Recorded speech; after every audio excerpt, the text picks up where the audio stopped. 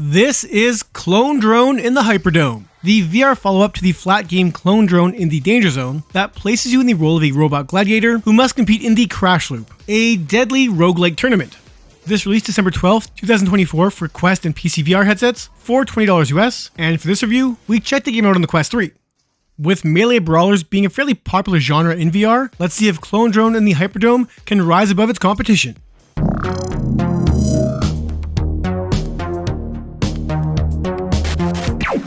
Hey folks, Ryan for the VR Grid here, and before we get to it, if you enjoy our content, don't forget to do all the YouTube things to help us out, and if you can't get enough VR talk, join us every Thursday live at 9 PM Eastern Time for the Virtual Boys podcast. And now, the review. So I'm not the biggest fan of VR melee brawlers, not because of the genre itself, but more of what that genre means, as in typically a very shallow campaign or roguelike elements with a heavy reliance on physics that can at times be janky. Now don't get me wrong, I've had fun in games like Blade and Sorcery, Gorn, and many others. It's just not a genre I tend to come back to, as I get bored of it pretty quickly. Now, when I saw the trailer for Clone Drone in the Hyperdome, I was intrigued, as well it did look to ape similar titles. The visual style and comedy in that trailer kind of led me to think this could be something more than what we usually get. Happily, I think I'm right. So you play as a loop runner named Blink, who must not just compete in this gladiatorial arena, but make friends and enemies along the way that could benefit you later in the game. You are named Blink thanks to your ability to teleport, a power that no other robot in the game has, and a clever way to include that movement system into the game's lore. On that note, you can use smooth locomotion, though the walk speed can be rather slow, but if you hold down a face button while swinging your arms, you can move faster. I'm not the biggest fan of swinging your arms to move, so I stuck with the slow walking and teleportation when needed. As you get through one loop runner run, rising in the ranks, you'll return to the hub area where you can talk to the other loop runners, learn a bit more about the Crash Loop and the world at large. These hub sections just involve listening to some opening conversations before walking up to each combatant to hear what they have to say and then moving on. There's no dialogue options to choose from, just listen, learn, and react.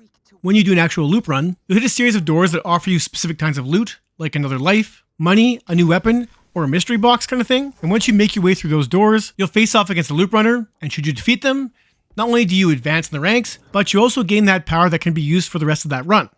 Now if you die, you'll have to restart that run and try again, but if you make it through to the end, you advance in the Crash Loop, and doing so also unlocks other loop runners, which you'll have to face in upcoming bouts. As you unlock more loop runners, each run will get harder and longer, as you'll have to face multiple loop runners in one go. The thing is here, every time you kill a loop runner, you get their power, but if you kill multiple, you can chain their powers together for some pretty crazy results. These come in the form of turbo fists, which let you launch flame, shurikens, your own arm, summon robot zombies, and even more, and when you combine them, they get pretty wacky. Where this gets tricky is that the first loop runner you kill will be the base power for that fist, so there is some strategy in choosing who you kill first, but keep in mind that whoever you kill first will be pretty upset with you for doing so, and might not be your ally in the near future. To get back in their good graces, you can just not kill them in the beginning for a while, and they will eventually forgive you, but it does become a bit of a game to see who you like and who you dislike, and while the game takes quite a while to reveal the benefits of those relationships, once they do, you'll be happy you made as much friends as you did. Once again, it's all about the melee combat here, and each of your weapons has like a light blue shaded edge to them, and those edges can cut through anything, kind of like a lightsaber. So as you attack these voxel built robots, you can basically cut off arms, legs, heads, helmets.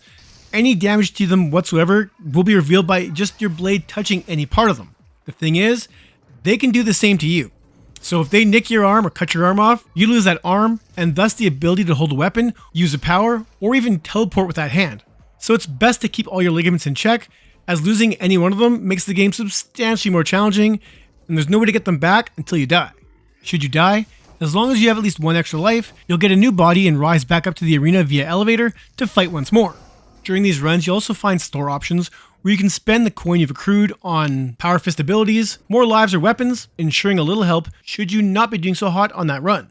The enemies will come at you in a variety of fashion, from simple peons to archers, larger guys with double-ended blades, ones with shields, and many with varying attack patterns. And I gotta say, the combat in here is some of the most satisfying I've ever experienced in VR.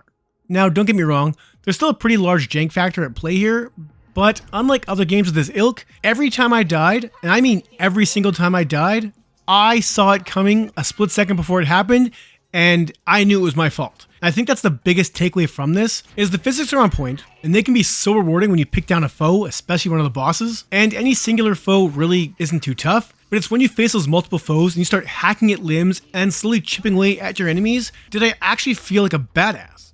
Blocking an incoming sword at the last second while slicing off the enemy's leg, causing him to now limp towards me, was so satisfying. Heck, even firing a bow from a long distance and taking out the enemies just with a headshot was pretty damn sweet. And on that note, you'll face archers and turrets, which can cause additional chaos. But back to the physics of play. Every encounter, honestly, is kinda harrowing, because even if you face peons, ones I remember the patterns for and can easily dispatch, they still pose a danger of just that freak fluky hit. And that is where the jank factor does come in, as I've seen my weapons and the enemies get caught in geometry. Some robots might fall into lava, or just get in the way of their own allies' fire, but they're minor issues, as the overall experience here was pretty damn fun. While each new run will take you through new arenas, it doesn't take very long before you start seeing the same ones over and over, and while the enemy layout might change a tiny bit, for the most part I found it pretty easy to tell which enemies I was going to face in which rooms. Though once again, as you get later on in the game, a few newer stages pop up, with the final run offering a gauntlet with insane amounts of challenge. Now as far as visuals go, I like the style here. It's all voxels, so it might look simple at first, but all the enemies animate quite wonderfully, with many using realistic combat forms, allowing me to both memorize those attacks, but still keep me on my toes in case of a surprise one. There are some lighting effects at play when fire is involved and whatnot, but for the most part things are fairly static, but I didn't really mind that as much here as in other VR games, as the overly cartoonish art style really just lended itself well to all the fun. The color palette used is bright and colorful, making just about every moment in this game pop, and what it lacks in realism, it more than makes up for in character. Speaking of characters, the voice work here is top notch, with all your allies, enemies, and even the commentators delivering solid, authentic, and over-the-top performances. There's a fun, light techno soundtrack attached to this, which fits the whole future world run by robots aesthetic quite nicely, and 3D audio is used here quite well, ensuring that if anyone tried to sneak up on me, at the very least I have a second or two to react as I hear them coming from behind.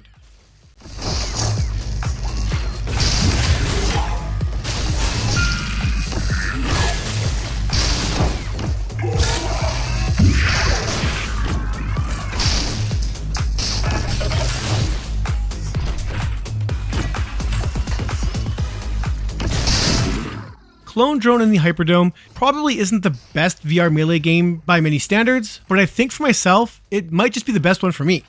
There's no mods to deal with or arena mode to contend with, just a comedic roguelike campaign that will take 5 hours or so to get through, though you can keep playing after you beat the captain, defending your new title against all comers. Every encounter requires its own little strategy, and when you have to face those loop runners, things get hectic real fast. Couple that with the later game lengthier stages, and you get a VR melee brawler that, in my mind, is a ton of bang for your buck. I'm gonna give Clone Drone in the Hyperdome an 8 out of 10. I had a lot of fun killing gladiator robots, and I don't plan on stopping just yet. And that's it for this one. Thank you so much for watching. So annoying!